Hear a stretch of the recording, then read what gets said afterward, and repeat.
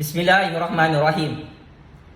Hari ini kita digemparkan dan dikejutkan dengan skandal rasuah seorang ahli parlimen PKR yang sangat-sangat popular, iaitu YB Mazli Malik. Saya sebagai penganalisis politik bebas tertarik dengan skandal rasuah ahli parlimen PKR, ahli parlimen Simpang Renggam, Johor tersebut yang sudah heboh dan viral dalam negara Malaysia. Maka atas nama Allah yang Maha Berkuasa, atas nama Rule of Law, saya sebagai kingmaker dalam percaturan real politik Malaysia ingin memperincikan dan mendedahkan pembongkaran skandal rasuah melibatkan YB Mazli Malik yang telah dibongkarkan oleh SPRM hari ini. Untuk makluman, pakcik-makcik otok arung di kawasan Parlimen Simpang Renggam, Johor, skandal rasuah YB Dr. Mazli Malik meletup bagi tahun 2022.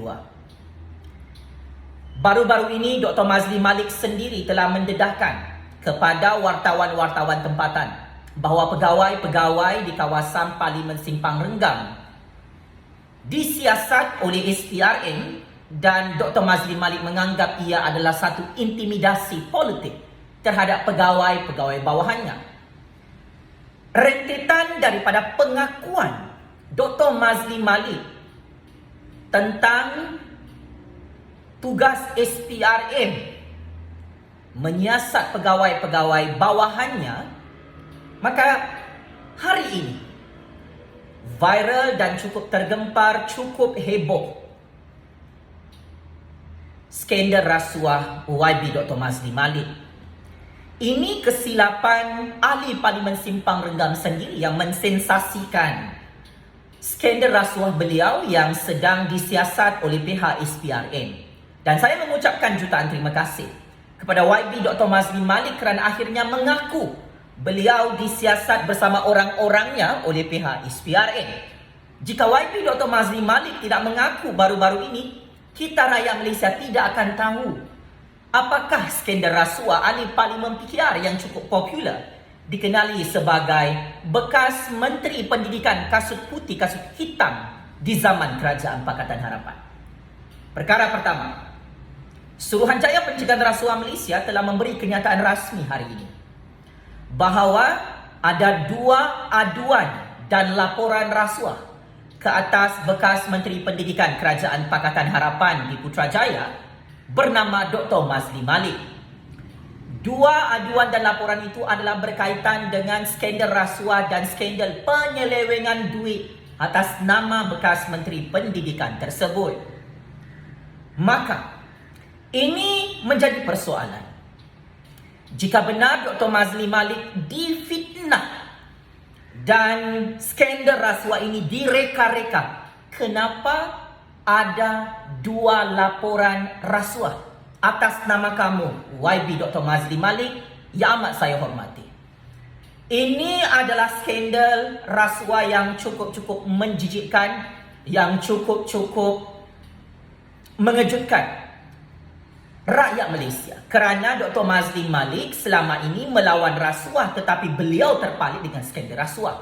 Dr. Mazli Malik sangat berani melawan ketua SPRM, membongkarkan skandal rasuah orang lain, skandal rasuah 1MDB Bosku Najib.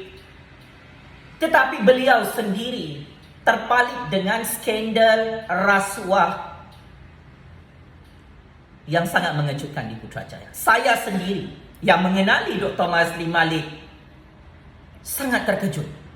Seorang pemimpin, seorang ahli parlimen, seorang bekas menteri yang berlagak melawan rasuah, tetapi beliau sendiri rupa-rupanya terpalit dengan skandal rasuah sehingga ada 2 laporan rasuah ke atas dirinya dalam institusi SPRM.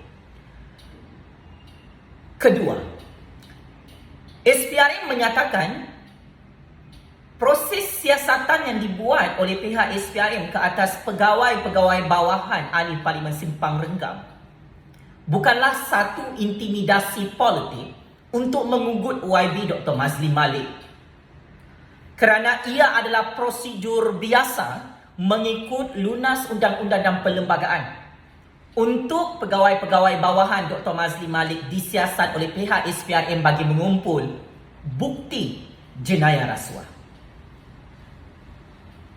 Bertitolak daripada perkara tersebut, Dr. Mazli Malik mengaku pegawai-pegawai bawahannya dan orang-orang kanannya yang membantu beliau dalam karier politiknya disiasat oleh pihak SPRM. Dalam konsep perundangan, seorang ahli parlimen dan orang-orangnya memang akan disiasat oleh SPRM jika terpalit dengan skandal rasuah. Tidak ada yang terkecuali. This is not first time SPRM menyiasat kes-kes jenayah rasuah Dr. Mazli Malik. Memang tugas SPRM adalah menyiasat berdasarkan aduan-aduan jenayah rasuah, dan nama kamu terpalit dengan skandal rasuah.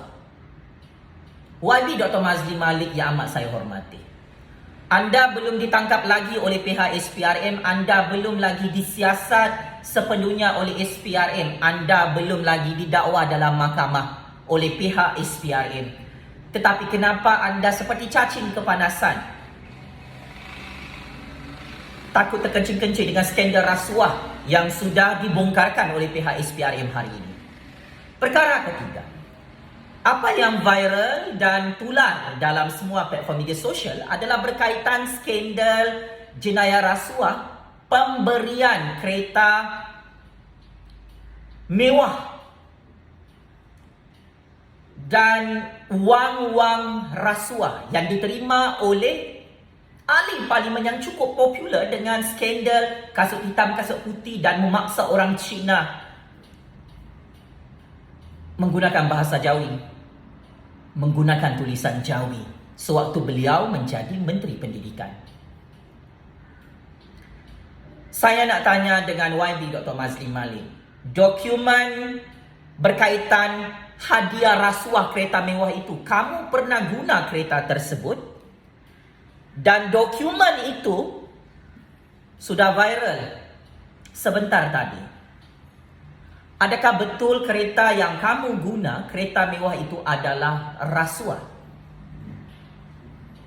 Kementerian Pendidikan mempunyai belanjawan tahunan lebih 60 bilion ringgit dan banyak projek-projek bernilai tinggi dalam Kementerian Pendidikan. Sepanjang YB Dr. Mazli Malik menjadi Menteri Pendidikan, adakah kamu menerima rasuah setelah memberi projek-projek dalam Kementerian Pendidikan, sebab kamu menteri yang sangat berkuasa di Putrajaya di zaman Kerajaan Pakatan Harapan 22 bulan. Wang-wang rasuah, adakah benar Dr. Mazli Malik terima perkara itu? Saya tanya. Dr. Mazli jawab sebentar tadi fitnah. Kalau fitnah, saya menggesa Dr. Mazli Malik untuk saman fitnah. Mana-mana portal berita Utusan Malaysia, Malaysia Kini, Free Malaysia Today yang membongkarkan skandal rasuah bekas Menteri Pendidikan paling popular dalam sejarah politik Malaysia, Dr. Mazli Malik. Keempat, di musim Perang Pilihan Raya Johor, Dr. Mazli Malik antara disebut-sebut menjadi Menteri Besar Johor dan calon Menteri Besar untuk Gabungan Pakatan Harapan. Akan tetapi skandal rasuah ini yang sudah meletup bagi tahun 2022 telah menyebabkan Dr. Mazli Malik tidak layak lagi untuk menjadi calon Menteri Besar Johor mewakili Pakatan Harapan, dan ini akan menyebabkan Pakatan Harapan kalah dalam pilihan raya Johor jika Dr. Mazli Malik diangkat menjadi calon Menteri Besar bagi Pakatan Harapan. Maka inilah wajah sebenar Pakatan Harapan Pak Cik Mak Cik Oto Aro.